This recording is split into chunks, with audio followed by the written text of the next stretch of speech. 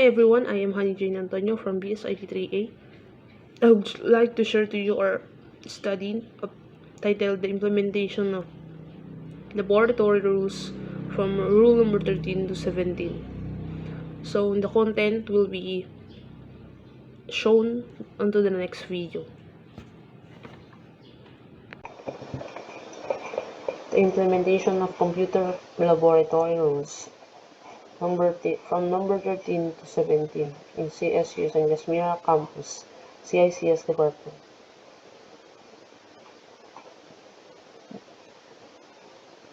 Introduction. Ensuring adherence to rules in our computer laboratory is fundamental, cultivating an environment conducive to seamless and focused learning. So we implement these rules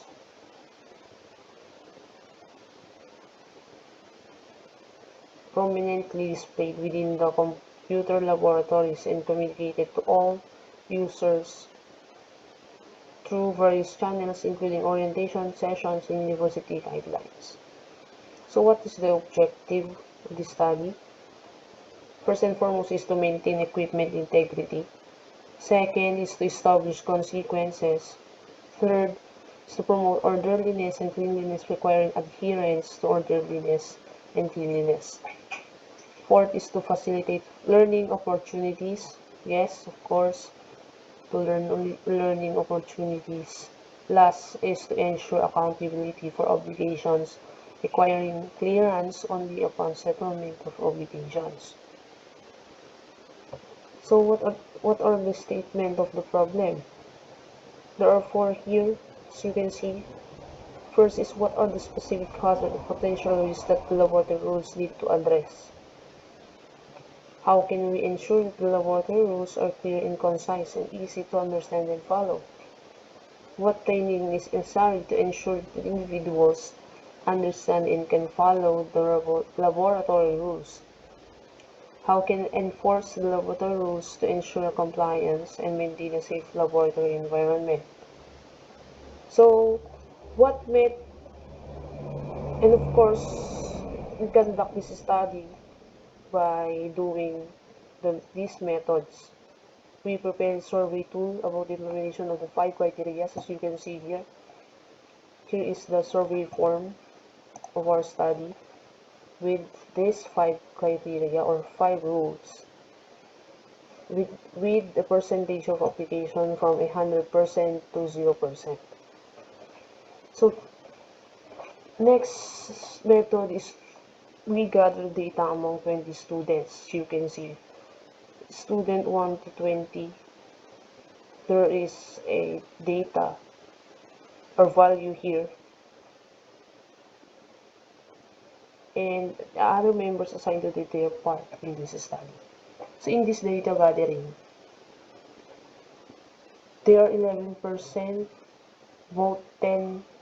There are 11% from criteria 13 who answered 100%, and vote 14 and 15. There are 10 who answered 100%, 2 for 16, and 9 for 17.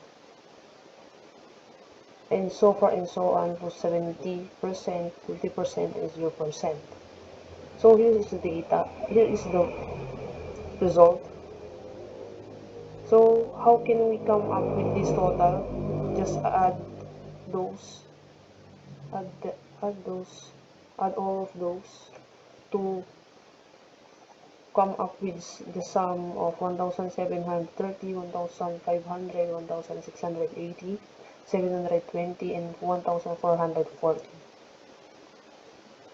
So the criteria 13 has 1,730, 1,500 for criteria 14, 1,680 for criteria 15, 720 for criteria 16, 1,440 for criteria 17. As you can see, the list total is from criteria 16. So it means the respondents are unaware of these criteria. So as you can see at the graph, Most of the respondents have aware with criteria of 13, 14, 15, and 17 because the respondents are most of them are answered 100%, while in criteria 16 his list who answered 100%. So this criteria, most of them are unaware. So what is this criteria? What is the description of this criteria? The criteria 16 or rule number 16 is make-up classes must be prearranged and is offered only those who miss their hands on classes due to department or unwind activities. So most of the respondents or students are unaware of this. So what are the recommendations?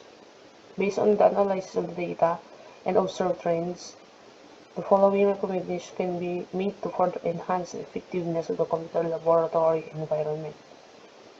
First is to reinforce awareness. Organize regular sessions or campaigns to enforce the importance of all laboratory rules, particularly those with lower compliance rate, such as Rule 16 and 17, as we said earlier. Second is provide clear guidelines. Ensure that all rules and expectations are clearly communicated to students at the beginning of each semester or academic year. Providing written guidelines or handouts can serve as a reference point for students and help clarify any uncertainties regarding their responsibilities in the laboratory. Third is to implement incentives. Considering implementation and reward system to incentivize adherence to laboratory rules. Offer additional support. Provide additional support or resources for students who may struggle to comply with certain rules, such as those related to attendance carrying their university card. Last is foster a culture of responsibility.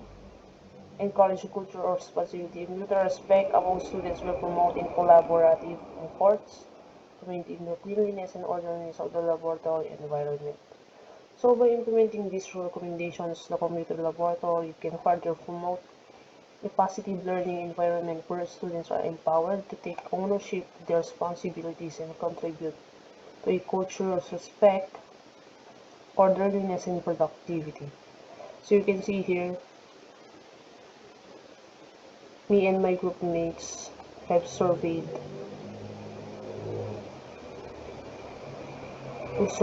the data. Who surveyed each respondents. So the purpose of this study is to implement rules from 13 to 17 to aims foster a productive, respectful environment within the computer laboratories, promoting equitable access to resources, ensuring the safety and well-being of all users. Thank you, sir. Thank you, everyone, for listening. Mabuhay!